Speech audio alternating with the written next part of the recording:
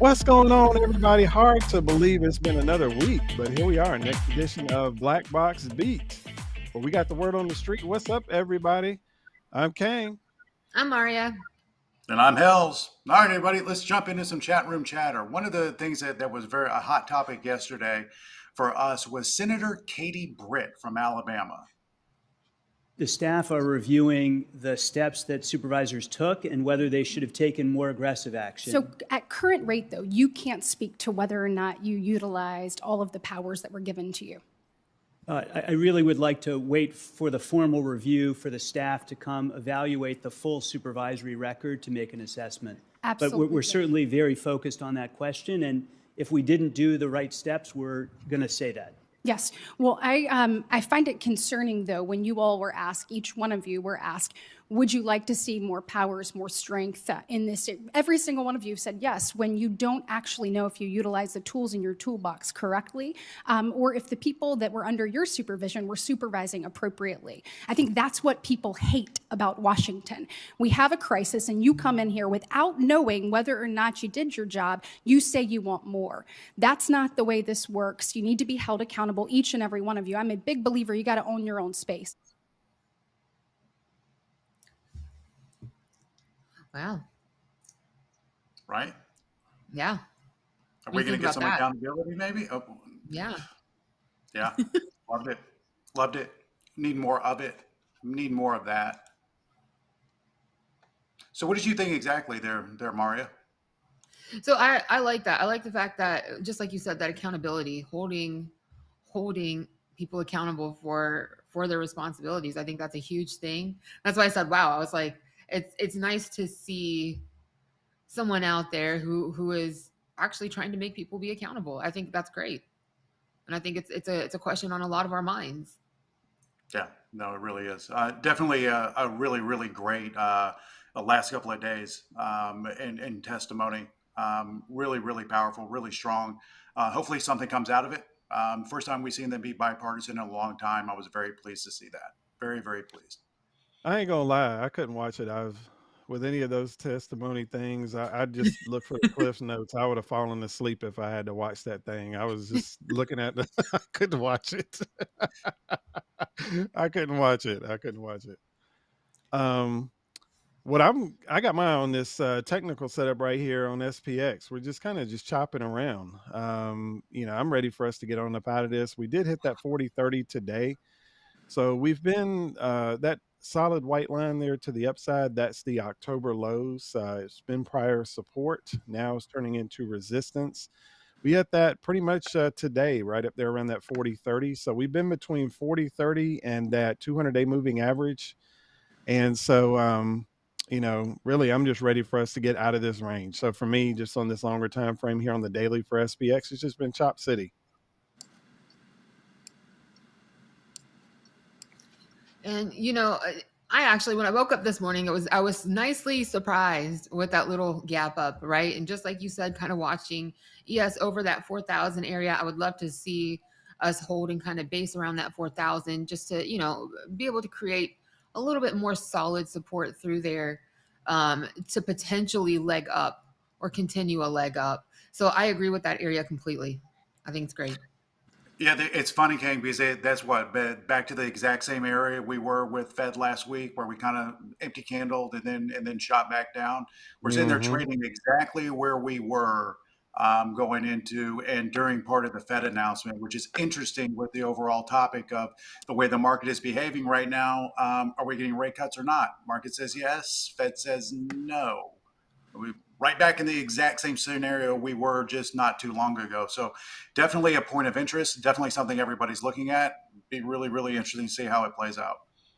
For sure. As far as I'm concerned, as far as chat room chatter, I think the theme is kind of the same. Where is the flow, right? So last week when we spoke, we were like, okay, let's see what kind of flow we get over the next couple of days.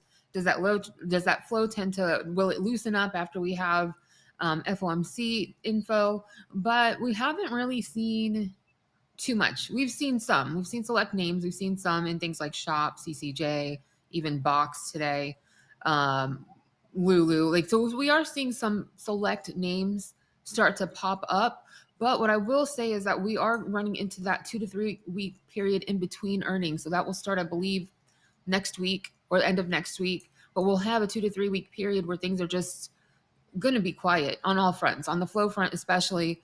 And then when flow does start to come back in, it's one thing that we'll need to keep an eye on is this ER positioning. So that's just a reminder for everyone out there.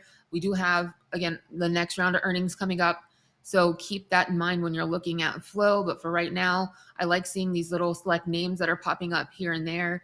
Hopefully we'll continue to see some more that'll give us more opportunities to play.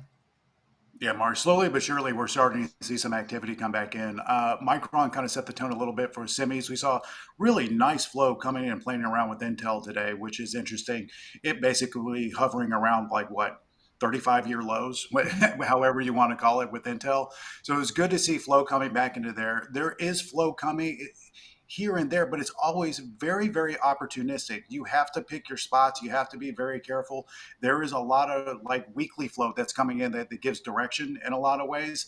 But some of that longer term flow that you're talking about, it's like, okay, so can we get in? Can we feel comfortable getting in? Right. I think the jury is still kind of out on that a little bit. You're right. It's Speaking like of that across flow, the that board. brings us right on in. That's a good segue right on into the next part of our show. Where is that money flowing? Where is that money flowing, folks? Where is Let's that get right money into flowing?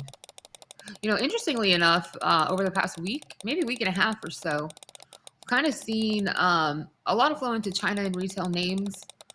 And, what was that? Monday overnight, early Tuesday morning, we had that news on BABA. That thing took off. Chinese markets took off last night as well. So did we see flow into China? Yes, we saw some flow into China. I want to see more across the board, long-term quality flow come in. Yeah, Mark, and it's the same thing we talked about a couple of minutes ago. We did get a big boost of flow coming into the Chinese names, but again, it's one of those things. It's like, so what? Xi wakes up in the morning, decides he wants to kidnap, another CEO and send him someplace. It's like the whole thing for me. China continues to be uninvestable, considering that he wants to hold hands with Vlad. Can't do it. Won't do it. Refuse to do it. I will trade Dave and Buster's before I get back into Chinese names. Full stop. Just an opinion. Just an opinion. I like the full stop. Right. So yeah, I The think funny thing is, outside of that, as far as anytime the Chinese names are in the headlines, I start thinking about food. So I'm on the other side of it. right. Kang's over there hungry. That's what's going on. Yeah, give me some Yeah, General no, Tso's chicken grill. Let's get right on into shag, marry, kill, folks. Shag it, marry it, or kill it. Whew. Well, let's talk about what this means. So shag is more so looking for a shorter term position. This means that we're either going to scalp it to the upside or downside, usually for shorter amount of time. Marry means that we're looking to put that ring on it and take it out to dinner, and that's going to be for usually longer than a month. Kill means that we are either don't want to touch it or we are getting the hell up out of a position that we already have. So just so you guys know what that is, that's the name of the game here for shag, marry, kill. So for me, I'm currently looking at Apple. I actually put a trade on this earlier today. It's in a rising wedge here. And I like for this trade, I like the fact that here on the daily that you have volume that's coming down. So it shows a little bit of indecision. So I'm shagging this one. I actually put it on right at the upper echelon there of a shag. So I'm willing to hold on this. I put it out for April the 28th, 150 puts. And so we'll see what we get. So I like Apple here for a shag. Man, Apple scares the living crap out of me, man. It's like Apple. It's like literally, they sit there and will put the entire market on its back. It's like I'm gonna shag it, but it's like I don't know what to do with it. I really don't. It scares me. It absolutely scares me. So I am gonna shag Apple. Definitely agree with your areas of support. One thing just to keep in mind, although your expiration is well before this, WWDC Worldwide Developer Conference starts June 5th, runs through June 9th. That could be interesting. Not to say that should interfere with your play in particular, but just something to keep in mind. So if you start seeing a whole bunch of bullish flow positioning out to June, know that Apple does like to run up into that event, and that run could start possibly mid to end of April. And I guess for me, I'm going to talk about Shop, right? So Shop, no, look at that. Look at how far it's been, or how long it's been down, right? So they came into last week, the May $50 calls over $1.5 million in premium. That was a large bullish alpha gold alert. And then look at that OI. That's I'm really glad that we have this graphic just to kind of show you guys. You see that orange volume bar? That was the day that the flow came in, and the blue OI bars. Those are, you'll see that OI has had it decreased slightly, but it's right back up there, which is amazing. I think that's awesome. Again, when you look at that chart, it's pulled back so far. There's lots of potential upside. So for the short term, Shop is a shag for me. I'm looking at it, and I was just looking at it from a technical standpoint. I definitely think everything in the flow is aligning. I, though, am looking at that bottom right over there. It looks like it's in a little bit of a channel. So for me, it's kind of hard to commit one direction or the other. I definitely want to shag it. I definitely want to shag it because it can move. But I'm just on the fence. I don't know which direction I want to go. So I'm going to shag to wait, kind of watch it a little bit and see which way it goes. But I like it. I do like it. It's impossible to disagree with either one of you because it can definitely break out and go. There's no doubt. It's one of those growth names that supports quite a bit within the economy. It's one of those names that can absolutely jet when you start talking about e-commerce and if we are moving back towards a lower rate environment. So I like the idea of it. I want to see more flow. When I see more flow, I'll bang that to the upside real quick with you. All right, so this is where it gets tough for me. The QQQs. I've been sitting here watching flow, watching price action for a little while, and this overall narrative, as far as everything's fine, we're going to get rate cuts, and we go back to the moon. I'm really struggling with it. Flow has been hit or miss in and around this. They come in kind of intraday and bang it to the upside. They use Apple as a tool to absolutely jet this to the upside. I put a short on QQQ today. I'm not going to give this much room.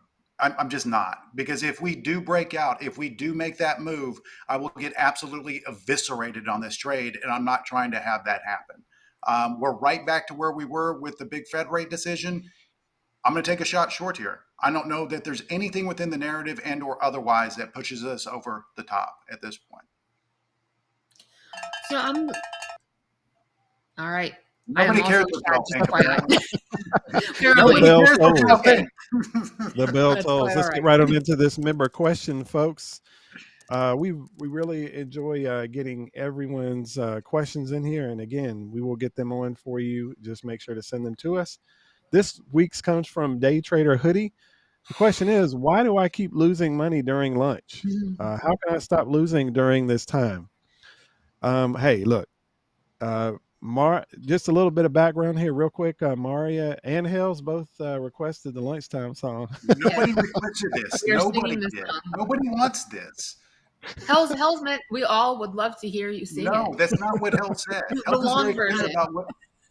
Oh yeah, the long version. I've got a few verses that I've added to it just for you, Hells. The long version. But it's don't trade at lunch. Your portfolio could take a punch. Oh yeah, baby. But no, really, it's just a short. It's just a lower volume time of the day. I generally, unless I'm seeing really something that I like, or unless I'm managing a position where I'm following a trend from earlier in the day, then I'll just either manage a position. But just the lighter volume time of the day can be subject to kind of crazy swings, lower volume. Just sit it out. Go eat something, sit it out, do something else. Yeah. So I'm going to tell a story about my little brother. When he was young, he used to continue to stick his finger in light sockets. It was like a thing. I didn't understand. It's like my mom would buy the little plugins, right? The little protector, make sure he didn't do it. He would somehow figure to take them out, and he's kept on jamming his fingers in over. Don't lie, Hell. Don't lie, Hell. Did you do it too? Okay, so eventually he figured out that it hurts, and he stopped. So once you figure out that it hurts you, which apparently you have, you'll stop. Until then, keep on sticking your finger in the light socket. That's all I can tell you. Just go ahead. Eventually, you'll figure out that it hurts. That's all I got for you. I agree with the both of them. We've got lighter trading volume during that time period. It's mostly algos trading. There's not really a lot going on during that time period. It's best to just sit on hands, go run errands, go grab your lunch, do anything but sit there and force a trade. Now, if you see a solid setup that comes out and there's volume and momentum behind it, I'm not saying don't trade that. But if you're just sitting there twiddling your thumbs and trying to force yourself into a trade during that time period, just don't do it. Get up, walk away. You Well, know, keep on doing what you're doing. one thing I was gonna ask real quick. I saw in the I saw in the chat somebody was like, "Hell's taught him to do that." So Hell's quick confession. Did you either show him how to stick it in the light socket, or did you do it yourself? I'm not going to confirm or deny anything along those lines. I know that I was definitely I was a big brother that you probably didn't want to have in a lot of ways. I can say that. Love my brothers though. Love them to death. Well, I think that's awesome. Thank you for singing the song too, Kang. I appreciate it. Although I wanted the long one, the long song, but Nobody that's okay. wanted that. We'll get Nobody that on a wanted future that. show. I Nobody. enjoy Kang singing. What's wrong with you? Do It you makes need me help feel like too? home. Probably. What kind of home did you grow up in? What's going on? If It's you like can't tell, I'm brown. I grew up in a brown home. I am too. I'm just as brown as you are. There's no way that that's okay. You're a different brown. I'm a different brown. Oh, okay. So now it's shades of brown. It's like come Oh on. man. Oh, I'm man, just no. kidding. Oh, I'm just kidding. Yeah, tune in next week, folks, where we look at paint swatches. Right? Let's get on into our next segment, which is the bad beat breakdown. What do you got for us, Kang? Yeah, it was in videos a couple of weeks ago. I mean, I got kicked in the ass on this thing. I was looking at a rising wedge there. It went straight right on up through it, and I was like, okay, I got some time. I got some time. I want to wait just a little bit, and you know, look, maybe it's just because I've been been training for a while. I always think that like in these times, flight to safety, I always think like consumer staples. So I would think like Coke or utilities or things like that. And granted, we're not necessarily in a recession, and maybe that's up for debate, but I didn't, this is new for me as far as flight to safety being big tech, but I get it.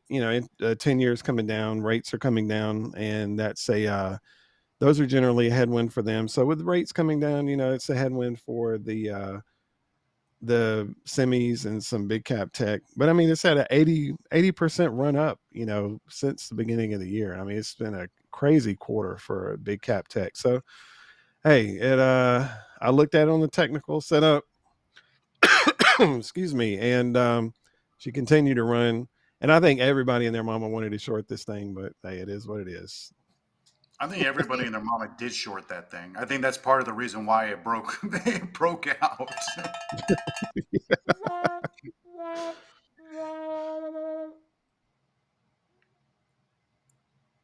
All right. So what are we talking about? Are we doing a winner? What are we doing? I think we got to do a loser first.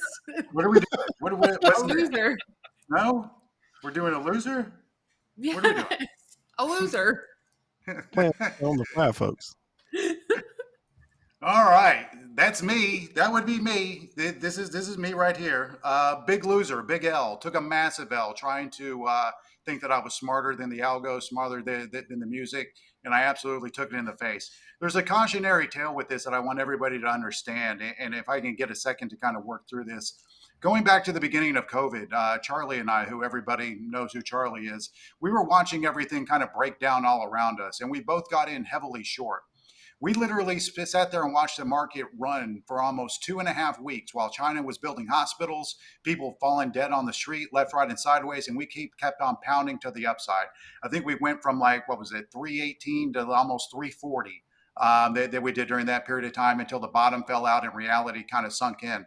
The reality is this: you can be right, okay, but if your time frame and vehicle is not correct, you're going to get slaughtered. I got slaughtered. And in a lot of ways, I might be setting myself up to get slaughtered again with these Q puts going out to next month. We'll see. I learned my lesson here. If this thing moves against me too much, I'm out. That's it. I'm not going to play with it. I do think that reality overall is not set in as far as what our environment is. People want to talk about cutting rates. We're going to repeat history again? Are we really going to do it? I don't know. I took the L right in the face. Right in the face. Uh-oh. And now let's look at a happy trade. Okay. Oh, so now I get to be a winner. Just like that. A weekly winner. Just like that, I get to be a winner. So we put on a trade on Walmart a little, what was that, several weeks ago. We bought around that 138 level, which I had bought before in the past. The trade performed extremely well in the face of all the volatility that the market was giving. We had a great run from 138 up to right about 144, 145. There is resistance in that 145 area. Some of the flow came in a little bit wonky. And the point behind this trade was even commies need to buy underwear. So I figured, hey, why not? If the market can shake, Walmart can actually go up. So we had a great trade on it. I think that the contract, some of them we cashed out well over 100%.